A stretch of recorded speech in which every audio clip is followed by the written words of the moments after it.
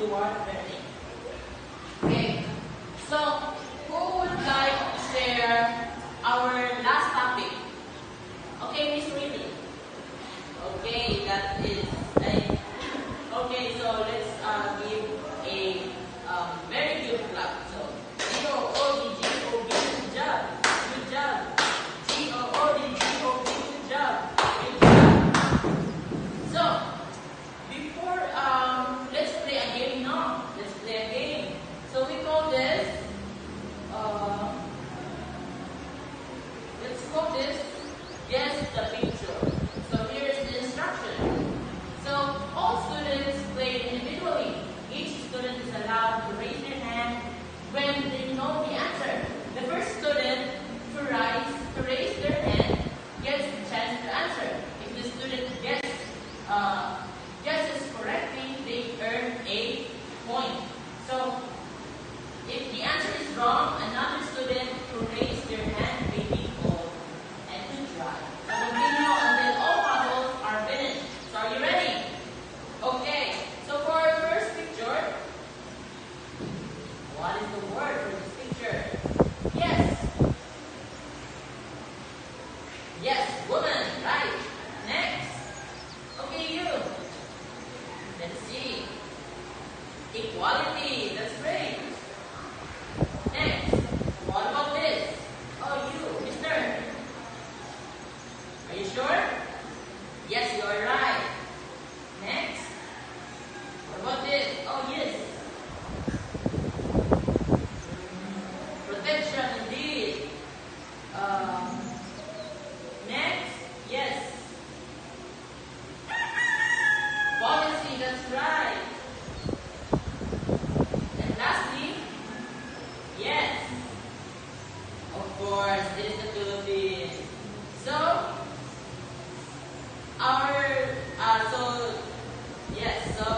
what do you think is the title of our new topic? Yes? Yes, it is local policy responses. So let's give all of us a amazing clap. 1, 2, 3, zing, zing, zing. Amazing! Kiss your brain. 1.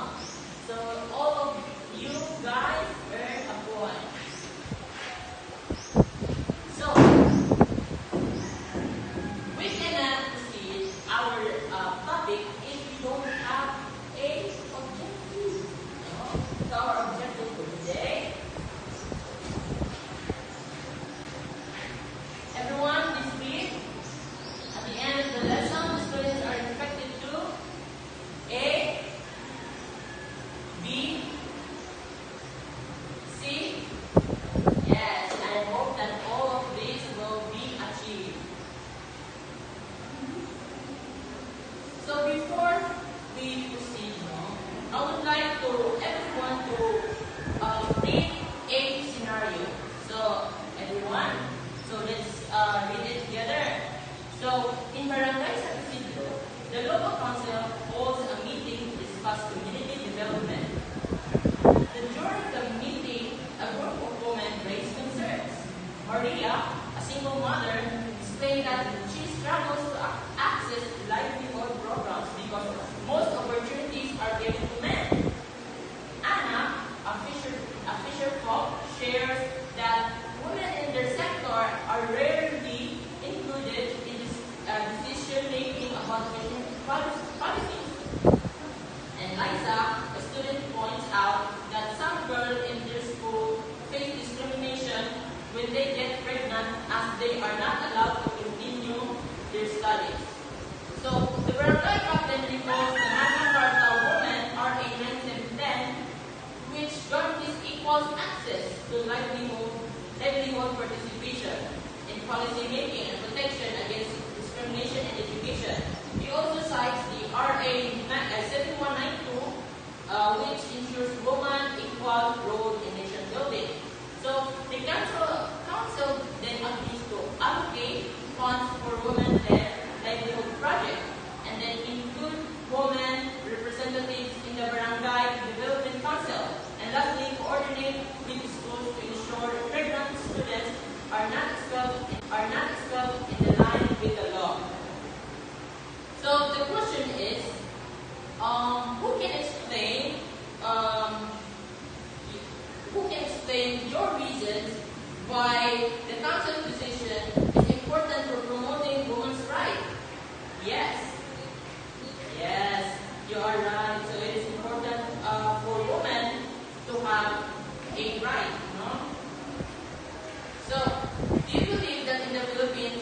this law? Yes. So actually, in the Philippines, women's rights in the Philippines are better developed compared to the nations. So in Asia, the Philippines remain to be the top Asian country with the narrowest gap between men and women based on the World Economic Forum. So global gender gap report for 2018. So the Philippines is also ranked 8th among 149 countries in having achieved gender equality. So no, ito rin yung pisto dito sa we are not only top in the most corrupt country, but also not a good thing. So the women's right in the Philippines. So Republic Act 7192, one of the policies enacted on July 22, 1991. So this law promotes the integration of women as full and equal partners of men in development and nation building. So Republic Act 7192, Women in Development and Nation Building Act. So the key policies provided by the Act: budget, development programs and projects, review and revisions. So the state will set aside funds to support programs and activities, and then the state also ensure that women directly will benefit from the programs and projects. And then government and the agencies regularly conduct reviews of regulation and then procedures to ensure gender bias is removed. Next, the National Economic Development Authority, NEDA. NEDA from the word like if watching NEDA, kali na ay NEDA.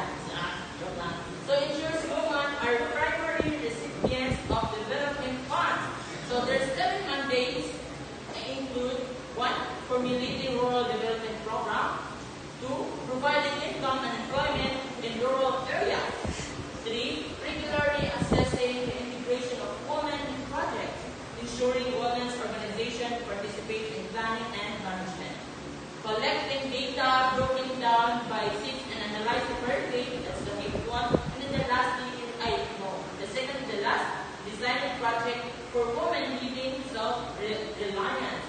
And then lastly, the Section Republic Act 7192 also ensure the following rights: so equality, capacity to act, equal memberships in clubs, admission to military school, and then voluntary coverage. Like married persons who are full-time home managers are entitled to voluntary coverage with contributions deducted from the working salary. So I think that is all my part, which is the Republic Act 7192 and then the Republic Act, the National Economic Development Authority. So for the next slides, I would like to call Ms. Braylin Makoto for the continuation of our discussion. Okay, good afternoon everyone. Once again, now to better understand our topic, we have here fact sheets. So please get one and pass. Okay, now let's talk about the Executive Order 348. Now this is the first big step. Now this is signed by President Corazon C. Aquino. This created the Philippine Development Plan for Women, or the PDPW. Now this is how the Philippine government started making laws to make sure that women are treated fairly and included in their included in the country's progress. So its main goal is to stop leaving women out of national planning and start including their needs in every government projects. Now there are 4 main determinants or social issues that kept women down. Now everyone, please read. Okay, now what do you mean by masculine-feminine dichotomy? Yes, very good. So let's clap our hands for Miss Basanal.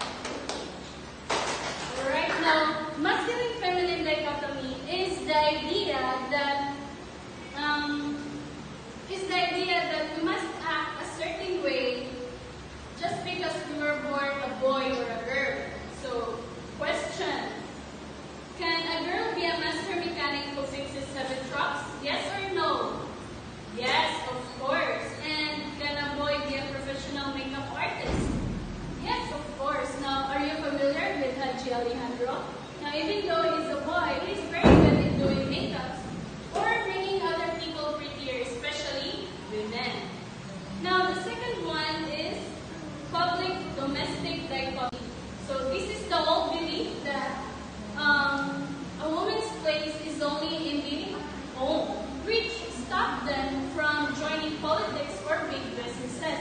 Now, can someone give me an example about this? Yes, very good. That's correct. Now, let's clap our hands for Mr. Jason. Alright, now another example is that if a woman wants to run for barangay captain and then the neighbors were whispering that she shouldn't do it because she should stay at home to take care of her children. And also in a business meeting, the men are asked for their opinions while the women are asked to serve coffee and take notes. So it's very unfair to women, right? Yes, very good. Now the third one is double burden. Now imagine a father and a mother both works 8 hours at an office and they come home very tired. Then the father sits on the sofa and the mother starts to cook, clean the house, and vacuum the children. Now, is that fair? Of course, it's not fair, right? So that's double burden. It's like running a marathon and then being told that you have to go home and run another one while everyone rests. So, load kayo women. And for the last one is subordinate or marginal role of women's syndrome. So, this is treating women's ideas or work less important than men. Like, for example, a company promotes a man over a more qualified woman because they assume that women will eventually get pregnant and they think that a woman's career is not that important like men. So, we identify the 4 problems, but how do we fix them? Now, President Corazon C. Aquino didn't just point out what was wrong. She also gave us a game plan with 6 goals. Now, everyone please read. Alright, now, for the first is, the first one is we have to change the idea that women are less than men. Now, if a woman wants to be a barangay captain, then, or if a woman wants to be a leader, then she will act like one. Now, goal number 1 is about believing in your own power. To believe in your own power, girls. Now, remember the double burden. Now, what was that again? Okay, very good. Now, goal number 2 says that families should share the work. So, if dad cooks and mom fixes the kitchen or the sink, if mom fixes the sink, then that's teamwork. So that will make the work easier and faster. Now, some traditions are just old-fashioned and mean. So if a tradition says women can speak up, then that tradition needs to go away. Do you agree with that? Yes, very good. Now, you can't be free if you don't have your own money, right? Of course. Now, goal number 4 is to make sure that women have equal access to jobs and loans. So no more men only hiring for high-paying jobs. And for the 5th one, now question, who makes the laws? Yes, the government. And the government are mostly men. Very good. Now, goal number 5 is to empower women to join political system because we need women's voices to solve women's problems. And finally, for the goal number 6 is to fix our legal system. If the law itself is unfair, then we will rewrite it to make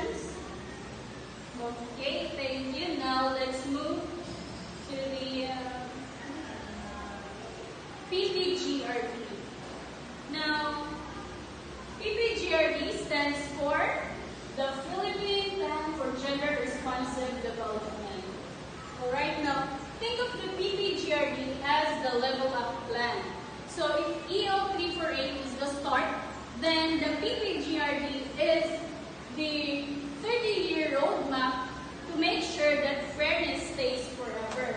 Now, there are 4 main goals. Now, everyone, please read. Okay, now goal number 1 is equity and equality. Now, what do you mean by that? Yes, very good. Let's clap our hands for John Lloyd. Okay, now, this means that fairness for everyone. And the second one is human rights. So making sure that justice isn't just for some, but for all. And I know that is the third goal behind. The second one is to give women the driver's seats of their own lives.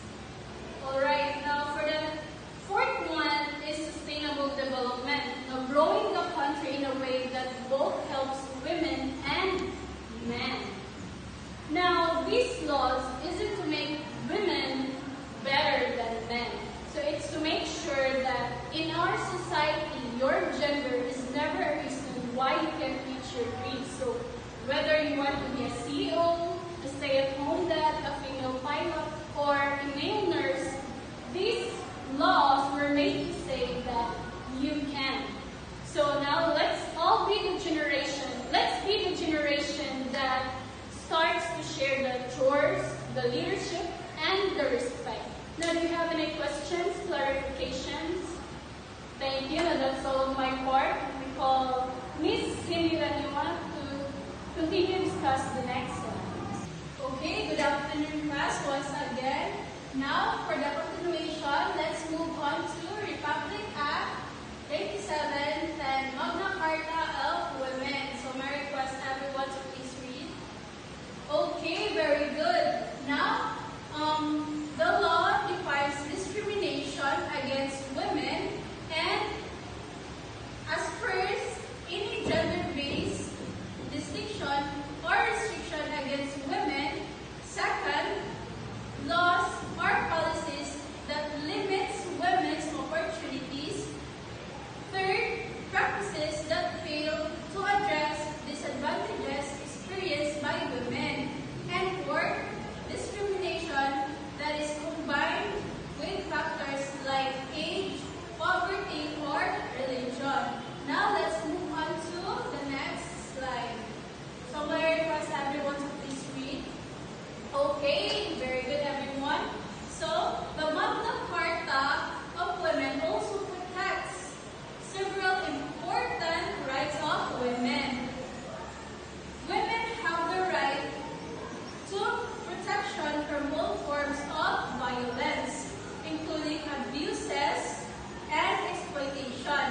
Every barangay must also have a violence against women or VAW desk.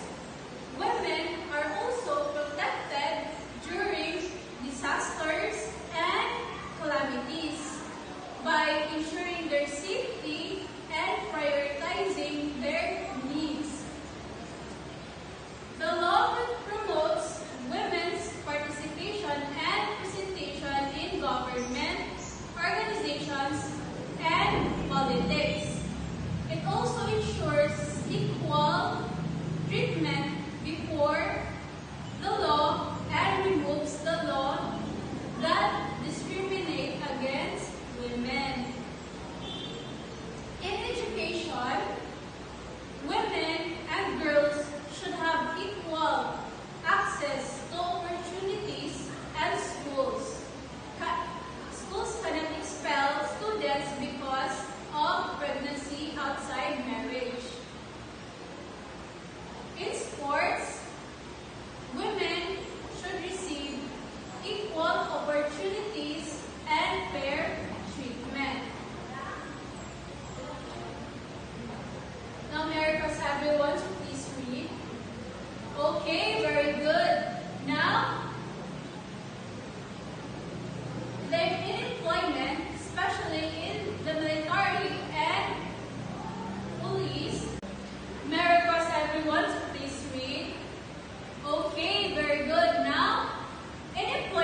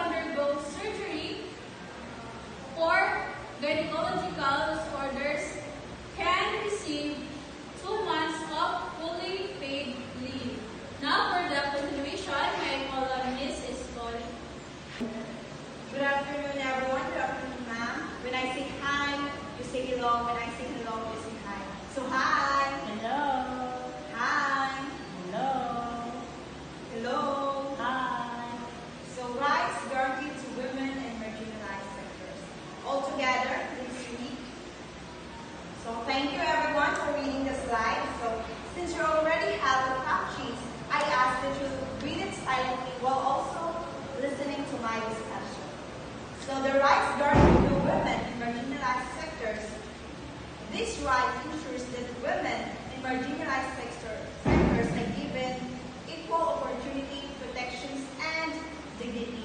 So this right aims to empower women, protect the vulnerable, and ensure their active participation in building a just and inclusive society.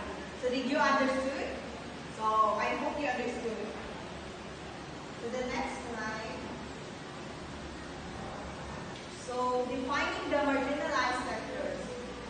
So can anyone give me an idea about what is the marginalized sectors? Alright, thank you, Ms. Cadunayon.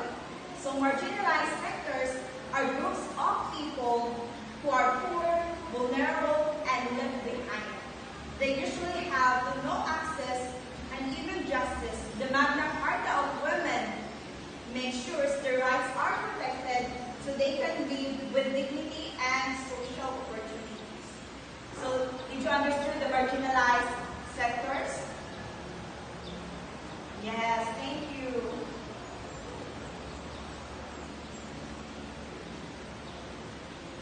So specific government responsibility to ensure the rights are met. The law mandates that the government, as you can see in the slide, there are 6 overall now. So you already have a fact sheet, so just read it and use fact sheet usefully. So the marginalized groups includes but are not limited to, as you can see in the slide and in your fact sheets. So I want you to understand it to have a better understanding about the marginalized groups. Then, specific government responsibility to ensure rights are met. The law mandates that the government, as you can see in the following. So as stated in Magna Carta of Women, the government has clear responsibilities. First, it must not discriminate against women. And second, it must not protect them from discriminating by others. Third, it must actively promote and fulfill women's right to equality. And to do this, the government starts with planning and budgeting. So specific government responsibility to ensure that these rights are met. The laws mandates that the government, and we want to give you an idea about the slide. So thank you. So as stated in the Magna Carta of Women, the government has clear responsibilities. First, it must not discriminate against women. Second, it must protect them from discrimination by others. Third, it must actively promote and fulfill women's rights to equality. And to do this, the government starts with planning and budgeting for gender programs. Specific government responsibilities to ensure these rights are met. The law mandates that the government, the first one, refrain from discriminating against women and violating their rights. Second, to protect women against discrimination and from violation of their rights by private cooperation, entities, and individuals. So altogether, can you read the number 3? Okay, thank you. Did you understood? Yeah, I hope you understood. And then specific responsibility of the government and implementing the Magna Carta for women are the first one, of course, planning, budgeting, monitoring, and evaluation of the gender and development. The second one is creation or strengthening of the gender development of local funds. And the last one is the generation and maintenance and gender statistics and self-integrated databases and aid in planning, programming, and policy formulation. So did you understood? Everyone, did you understood back? Okay, thank you. So I think that will be all my part. Before I end my quotation, no matter what you feel, if you feel harassed, then you are not harassed. I think that will be all. Thank you.